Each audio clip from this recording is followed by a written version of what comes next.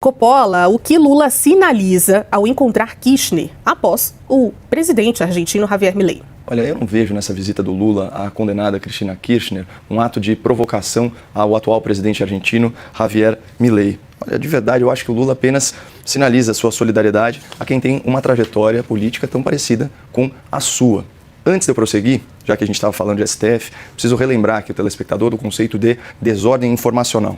A desordem informacional, por mais interessante que pareça o conceito, é o relato de fatos verdadeiros que tem o potencial de provocar conclusões falsas. Então não basta simplesmente dizer que uma pessoa hipotética é condenada por corrupção, porque isso poderia ensejar a percepção no grande público que essa pessoa é um ladrão. Não. Se essa sentença, por exemplo, hipoteticamente foi anulada, isso deve ser mencionado para que o telespectador entenda que essa pessoa não é corrupta aos olhos da justiça. Isso posto para todos os efeitos. Vamos lembrar que as sentenças condenatórias do senhor Lula da Silva foram todas anuladas pela maioria do Supremo Tribunal Federal. Então, Lula, do ponto de vista judicial, ele é tão probo, ele é tão idôneo quanto eu e você, telespectador. Isso colocado, é natural que o Lula se solidarize com a senhora Kirchner por motivos óbvios. Aqui eu destaquei 3. Ambos foram condenados por corrupção e enxergam nisso um ato de perseguição.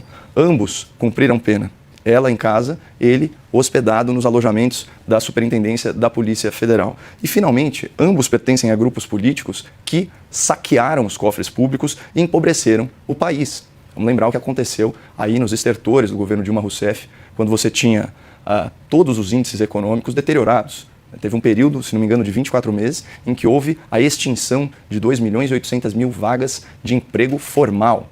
Então você tinha desemprego acima de 2 dígitos, você tinha inflação acima de 2 dígitos, você teve a maior recessão econômica da história da República, na ordem de 7% em 2 anos. Primeiro um tombo de 3,5%, se não me engano, depois um tombo de cerca de 3%. Isso é algo sem precedente. E da mesma forma, na Argentina, o kirchnerismo deteriorou as contas públicas de tal modo que a maior parte da população argentina se encontrava na pobreza. Um país que se notabilizava pela sua riqueza per capita. Bastou, Juliana, 18 meses de políticas liberais e corte de gastos públicos para que a pobreza retrocedesse 20% na Argentina, para que a inflação argentina fosse reduzida aí a 90% do que era antes e para acabar com o tal do dólar blue e do câmbio paralelo. Isso, obviamente, não tem o devido destaque, mas é o que está acontecendo e quem mora em Santa Catarina, por exemplo, percebe isso, já que o estado teve um aumento de 71% no seu turismo internacional, a maior parte deles argentinos que recuperaram o poder de compra.